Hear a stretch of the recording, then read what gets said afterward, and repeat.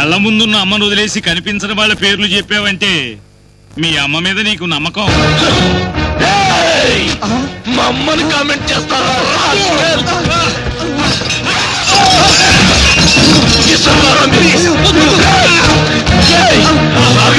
చెప్తాను.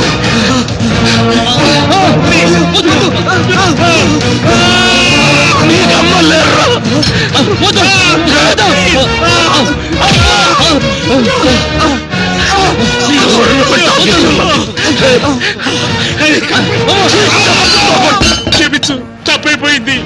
దొంగ rascals, MCom చదువుకున్న వాడినిరా. టాక్సేషన్ గురించి అడగండి రా, చెప్తాను. ట్రయల్ బ్యాలెన్స్ గురించి అడగండి రా, ఎక్స్ప్లెయిన్ చేస్తాను.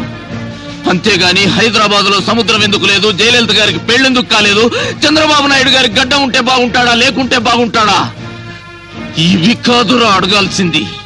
అప్పర్ క్యాస్ట్ అంటే డబ్బున్న వాళ్ళు, లోయర్ క్యాస్ట్ అంటే పేదవాళ్ళని ఎవరు చెప్పారా?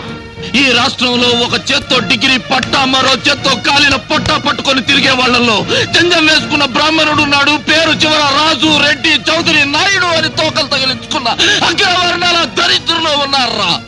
రేయ్, ఆల్రెడీ అమ్ముకున్న ఉద్యోగాలకు ఇంటర్వ్యూలు పెట్టి మమ్మల్ని ఏడిపించకండిరా.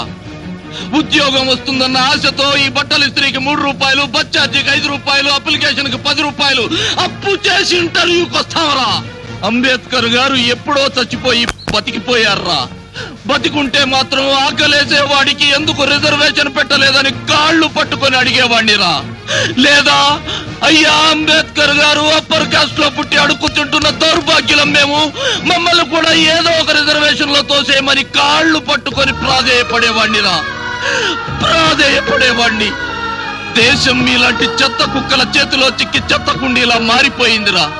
ప్రభుత్వం మీకిచ్చే జీతాలతో పరమాన్నం తింటూ మా ఎంగిలాకులు కూడా లాక్కోకండిరా, లాక్కోకండిరా రాస్కెల్స్, లాక్కోకండిరా.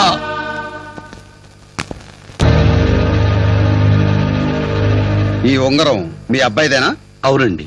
జనరల్ గా తీవ్రవాదులు అడవులో ఉంటారు, కానీ మీ అబ్బాయి తీవ్రవాది ఉండి సిటీలో ఉన్నా అంటే ఎంత గొప్పోడో తెలుసుకుందామని వచ్చాను. ఏం చేశాడు సార్ వాడు? ఏం చేశాడా? ఇంటర్వ్యూ ఆఫీసర్ని కొట్టాడు. అంతేకాకుండా గవర్నమెంట్ ఆఫీసర్ ఉన్న ఫర్నిచర్ అంతా నాశనం చేశాడు. ఏవయ్యా, మీ అబ్బాయి ఏమైనా పెద్ద దాదా అనుకుంటున్నాడా, లేక మేమేమైనా గాజులు దొరకడు కూర్చున్నాం అనుకుంటున్నాడా? ఏమైందమ్మా? తమరేనా ధన్వి? అవును సార్. ఏరా, గవర్నమెంట్ ఆఫీసర్నే కొట్టేంత పోటుగాడివా?